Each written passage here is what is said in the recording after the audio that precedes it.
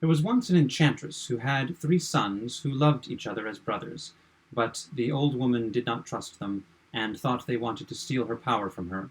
So she changed the eldest into an eagle, which was forced to dwell in the Rocky Mountains, and was often seen sweeping in great circles in the sky.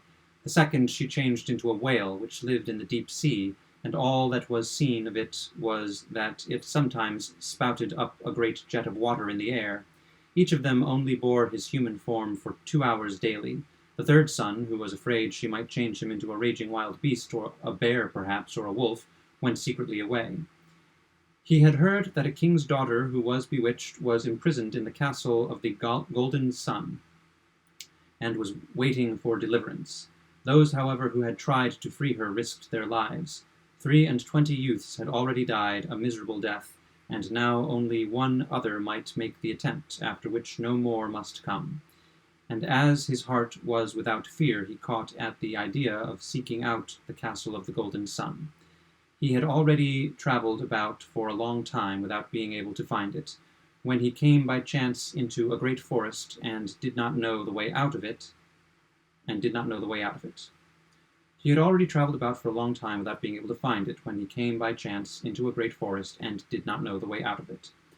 All at once he saw in the distance 2 giants, who made a sign to him with their hands, and when he came to them they said, "We are quarreling about a cap, and which of us it is to belong to, and as we are equally strong, neither of us can get the better of the other. The small men are cleverer than we are, so we will leave the decision to thee." "How can you dispute about an old cap?" said the youth. "Thou dost not know what properties it has. It is a wishing cap. Whosoever puts it on can wish himself away wherever he likes, and in an instant he will be there." "Give me the cap," said the youth. "I will go a short distance off, and when I call you, you must run a race, and the cap shall belong to the one who gets first to me." He put it on, and went away, and thought of the king's daughter, forgot the giants, and walked continually onward. At length he sighed from the very bottom of his heart, and cried, "Ah, if I were but at the castle of the Golden Sun!" And hardly had the words passed his lips than he was standing on a high mountain before the gate of the castle. He entered and went through all the rooms until in the last he found the king's daughter. But how shocked he was when he saw her! She had an ashen grey face full of wrinkles, blear eyes, and red hair. "Art thou the king's daughter, whose beauty the whole world praises?" cried he. "Ah," she answered, "this is not my form.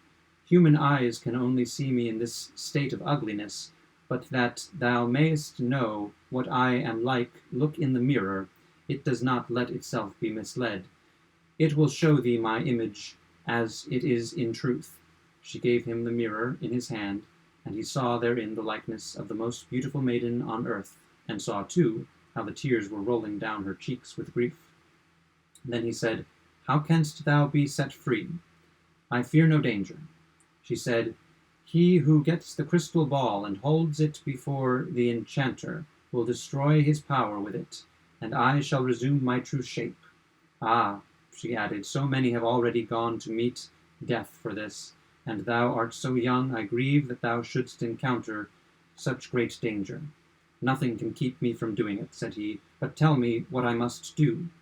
"Thou shalt know everything," said the king's daughter. "When thou descendest the mountain on which the castle stands, a wild bull will stand below by a spring, and thou must fight with it. If thou hast the luck to kill it, a fiery bird will spring out of it, which bears in its body a burning egg, and in the egg the crystal ball lies like a yolk. The bird will not, however, let the egg fall until forced to do so, and if it fall on the ground, it will flame up and burn everything that is near, and melt even ice itself, and with it the crystal ball. And then all thy trouble will have been in vain." The youth went down to the spring, where the bull snorted and bellowed at him. After a long struggle, he plunged his sword in the animal's body, and it fell down. Instantly a fiery bird arose from it, and was about to fly away, but the young man's brother, the eagle, who was passing between the clouds, swooped down, hunted it away to the sea, and struck it with his beak, until in its extremity it let the egg fall. The egg did not, however, fall into the sea, but on a fisherman's hut, which stood on the shore, and the hut began at once to smoke, and was about to break out in flames. Then arose the sea waves as high as a house. Then arose in the sea waves as high as a house. They streamed over the hut and subdued the fire.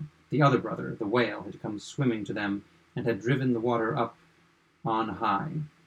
When the fire was extinguished, the youth sought for the egg, and happily found it. It was not yet melted, but the shell was broken by being so suddenly cooled with the water, and he could take out the crystal ball unhurt.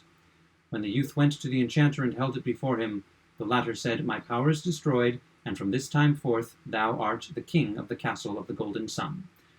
With this canst thou likewise give back to thy brothers their human form." Then the youth hastened to the king's daughter, and when he entered the room, she was standing there in the full splendor of her beauty, and joyfully they exchanged rings with each other.